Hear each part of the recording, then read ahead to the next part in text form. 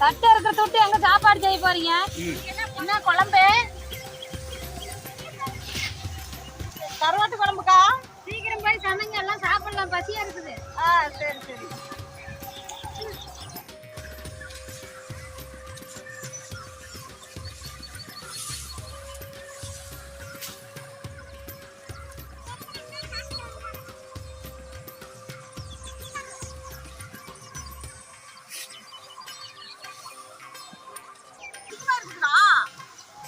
கொஞ்சம் எடுத்துடுறேன். தட்டு பாருங்க பிடிச்சி இழுக்குது. சரி. அன்பான உறவுகள் அனைவருக்கும் வணக்கம். மதிஸ் வேர்ல்டு சேனல்ல இருந்து உங்கள் மதி. இன்னைக்கு என்ன சமைக்க போறோம்னு பார்த்தீங்கன்னா, ஒரு சுவையான கருவாட்டு குழம்பு சமைக்க போறோம். எப்படி சமைக்கலாம் அப்படிங்கிறத வீடியோக்குள்ள போய் பார்க்கலாம். ரசிப்போம், சுவைப்போம். வாங்க வீடியோக்குள்ள போகலாம்.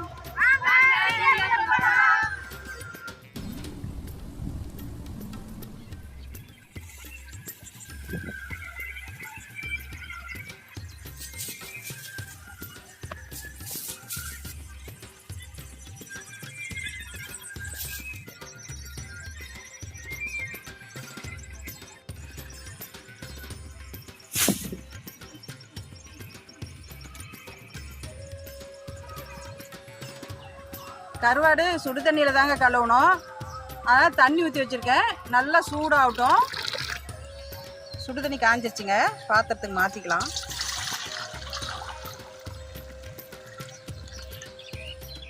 கருவாடு சுடு தண்ணியில் போட்டுக்கலாங்க.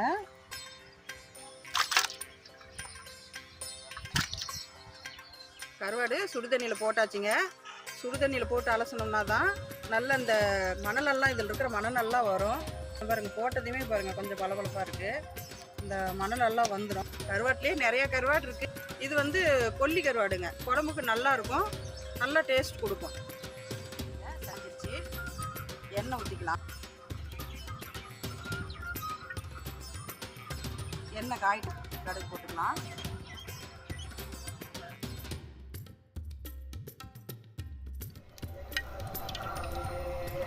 எண்ணெய் நல்லா காஞ்சிருச்சுங்க. கடுகு போட்டுக்கலாம்.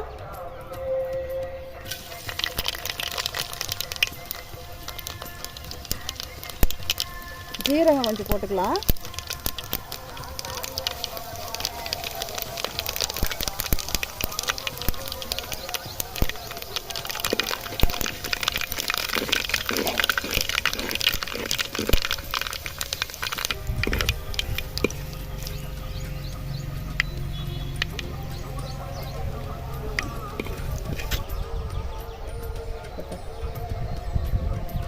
கடுகு பொரிஞ்சிருச்சுங்க. கருவேப்பிலை போட்டுக்கலாம்.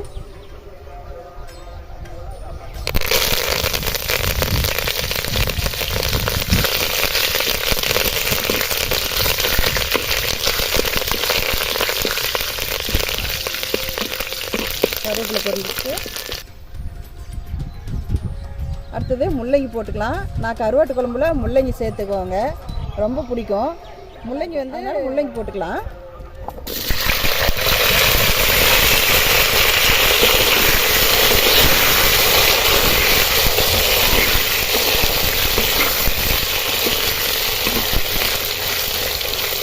முள்ளங்கி வணங்கிட்டுங்க. அடுத்து கத்திரிக்காய் போட்டுக்கலாம்.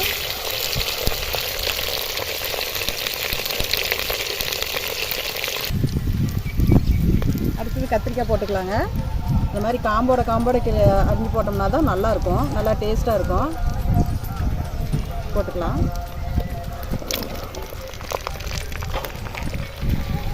கத்திரிக்காய் போட்டாச்சுங்க. நல்லா கலரி விட்டுக்கலாம். நல்லா வணங்கட்டும் கொஞ்சம் நேரம்.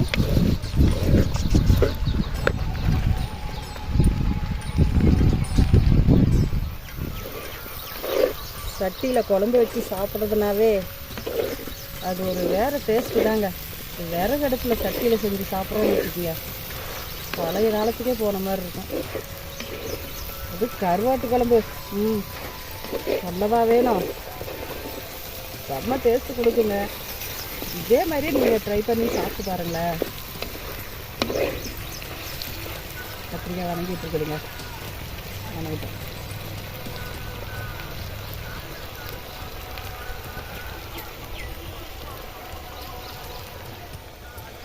கத்திரிக்காய் வணங்கிட்டு இருக்குதுங்க. அடுத்தது கருவாடு போட்டுக்கலாம். இதுலேயே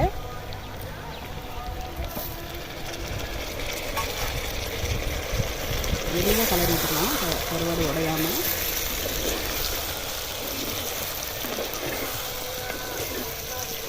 இதுலேயே கத்திரிக்காய் வணங்கும் போதே கருவாடு போட்டோன்னு வச்சுக்கோங்களேன், அந்த கருவாட்டு குழம்போட டேஸ்ட்டு அற்புதமாக வருங்க.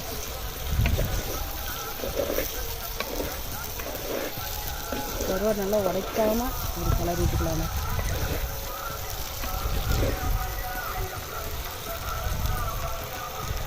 சரிங்களா?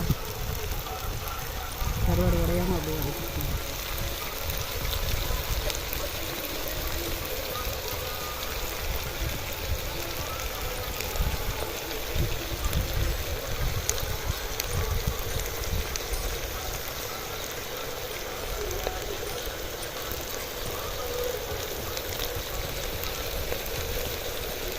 கத்திரிக்காய் வணங்கிட்டு இருக்குதுங்க.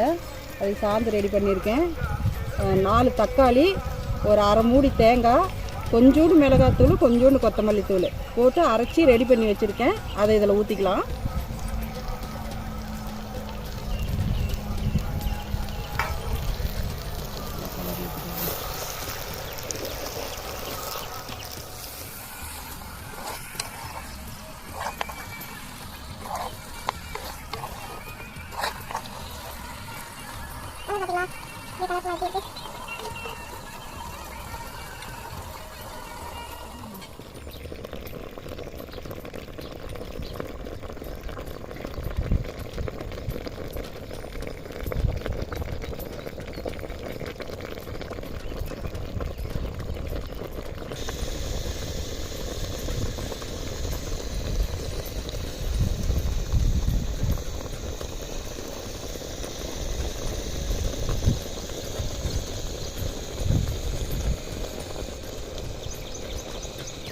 போட்ட சாந்து கொதி வந்துட்டு இருக்குதுங்க.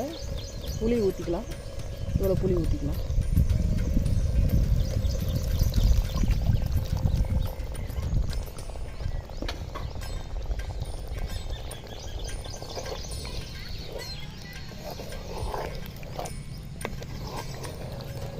தண்ணி பத்தாதுங்க, நம்ம கொஞ்சம் தண்ணி ஊற்றிக்கலாம்.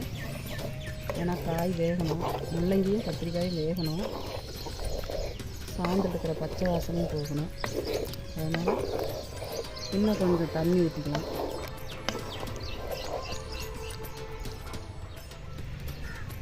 தண்ணி இன்னும் கொஞ்சம் ஊற்றிக்கலாங்க.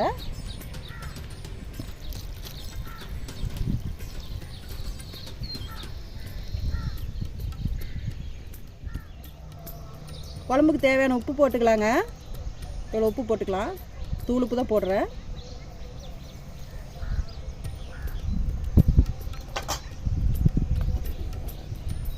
நல்லா கலந்து விட்டு மூடி வச்சிடலாங்க. நல்லா கொதித்து காயெல்லாம் வெந்து வரட்டும். நல்லா கொதி வந்துடுச்சுங்க. கலரி விட்டுக்கலாம்.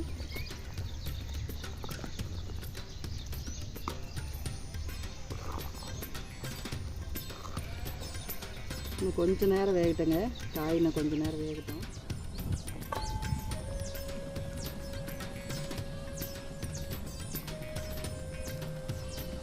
குழம்பு பார்த்தீங்களா, சட்டியில் இறக்கி வச்சும் கொதிச்சிக்கிட்டு இருக்குது. சட்டியோட சூடுங்க நல்லா கொதிச்சிக்கிட்டு இருக்குது. அருமையாக இருக்குதுங்க பார்க்குறதுக்கு. இதே மாதிரி குழம்பும் நல்லா சூப்பராக வந்துடுச்சு. இன்னும் பாருங்கள் கொதிச்சிக்கிட்டே இருக்குது.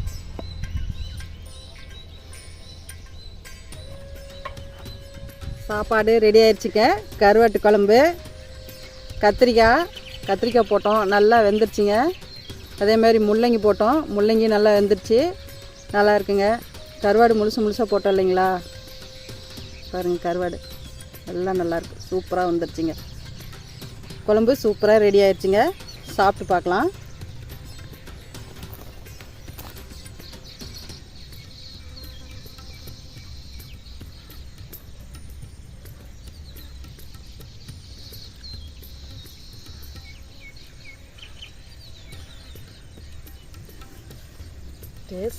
டேஸ்ட்டுங்க அப்படி ஒரு டேஸ்ட்டு.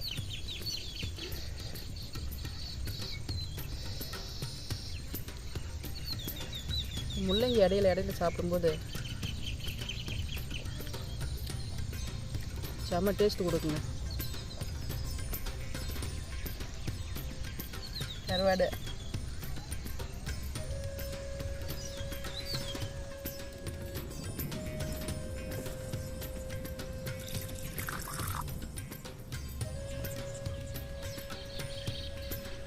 கருவாட்டு குழம்போட மகத்துவம் மருத்துவம் என்னன்னு பார்த்தோன்னா, அதாவது குழந்தைங்களுக்கு அடிக்கடி காய்ச்சல் வருது இல்லைங்களா, கருவாட்டு குழம்பு செஞ்சு கொடுத்தோம் அப்படின்னா காய்ச்சல் அடிக்கடி வராது, நோய் எதிர்ப்பு சக்தி அவங்களுக்கு கிடைக்கும். வாரத்தில் 2 நாளைக்கு, பெரியவங்களாக இருந்தாலும் சரி குழந்தைங்களாக இருந்தாலும் சரி, வாரத்தில் 2 நாளைக்கு செஞ்சு சாப்பிட்டோம் அப்படின்னா நோய் எதிர்ப்பு சக்தி கிடைக்கும்.